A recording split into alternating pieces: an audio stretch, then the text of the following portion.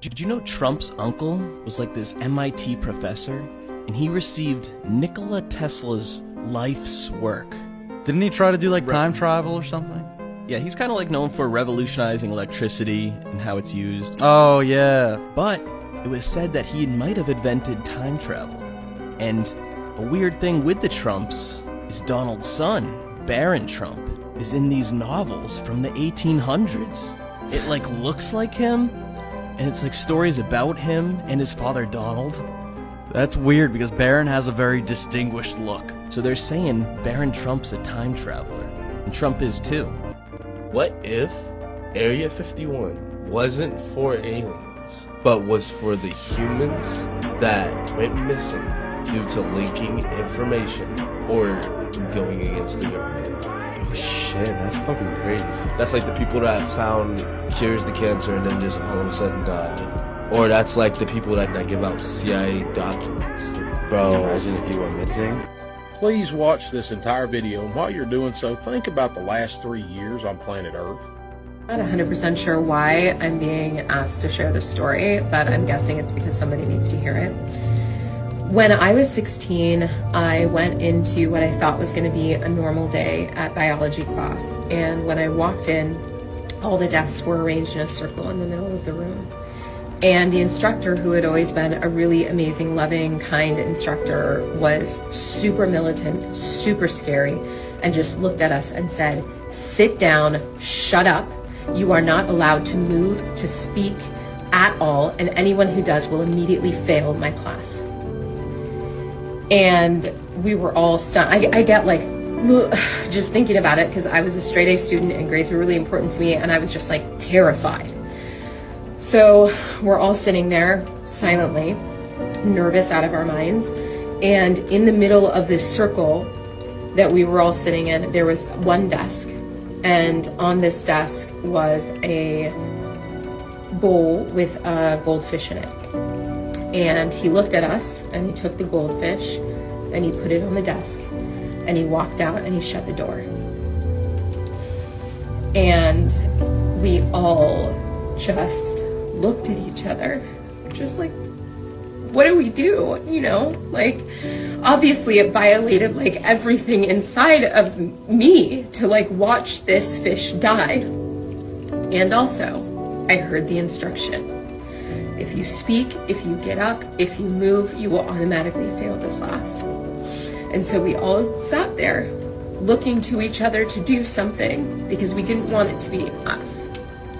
And what was a very painful, it felt like an eternity, it was probably like 2.5 minutes later, Hannah B, got up and said, "Fuck this," and took the goldfish and put it back in the bowl. And when she did that, he came out and he looked at all of us and he said, "Look what the world has done to you.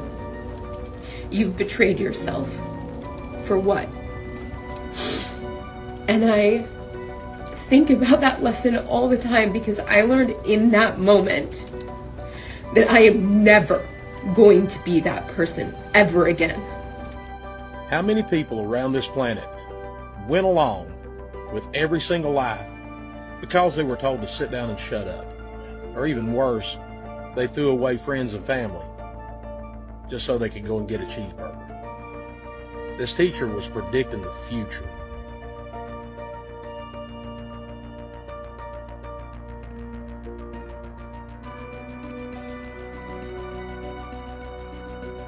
Just a heads up to everybody, you're going to see a boatload of conspiracy theories coming out of Texas next week.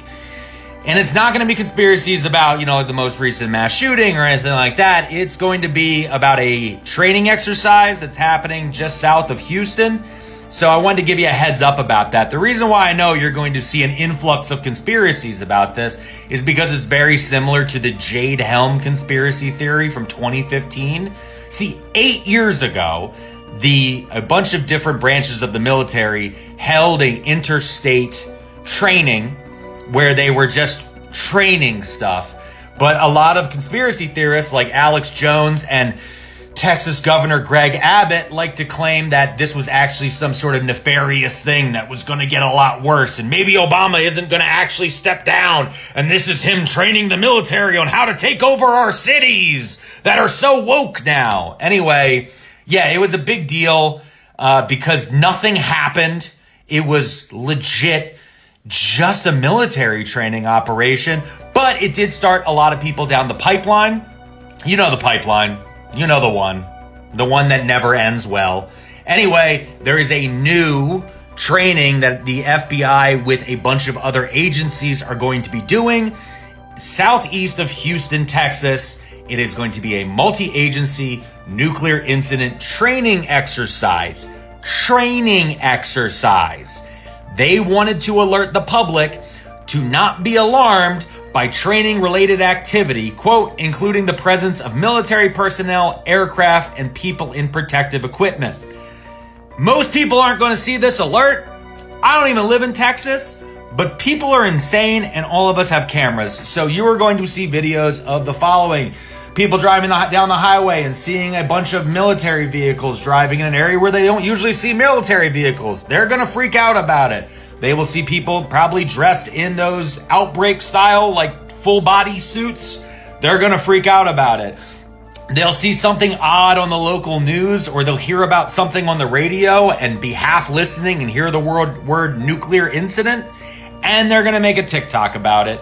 And it's going to use that weird doo-doo-doo-doo noise in the background. So all of that is going to happen. And I'm saying that now because I lived through it 8 years ago with Jade Helm. The internet has only become more fractured since then, and less of us know where to get information from.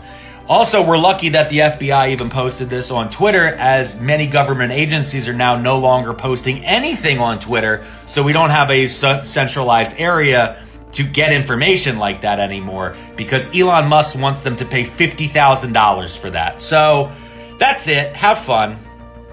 Why was Elon Musk promoting the New World Order at Met Gala? What is Met Gala exactly? And is it linked to the Rothschilds? So Met Gala is an annual celebrity gathering where they show their crazy fashion costumes and head on inside for a dinner behind closed doors which we can't see. It kinda reminds me of the 1972 Rothschilds ball, in which they wore eerie costumes and attended what looked like some ritualistic dinner in their eyes wide shut party. People gotta start questioning why regular people don't do this weird stuff but famous people do. Here we have Donald Glover or Childish Gambino at Met Gala flashing the all-seeing eye pyramid on his back, then putting in a cult hand gesture up, and then Elon Musk showing Novus Ordo Seclorum on his back, which translates to New Order of Ages or a New World Order. They keep showing this imagery they are in support of, and subliminals like Alicia Keys wearing the World Trade Center on the middle of her back to Met Gala. And on that very morning the World Trade Center was struck by lightning. And on that same night Hillary Clinton was at Met Gala for the first time since 2001, and we all know what happened to the World Trade Center that year.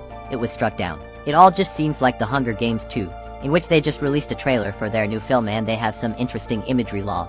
They love subliminals. But back to Elon Musk, the one who wants to chip our actual brains. I'm not sure why people think he's on our side. He's clearly controlled up like Trump and those guys. I mean, look at his mother, showing the same symbolism as all these other celebs we expose. There's no exceptions. He's an industry plant and sellout who clearly just showed you he's a part of the agenda. So watch out for more weird ritualistic area cultic outfits and subliminal messages at Met Gala on May 1st.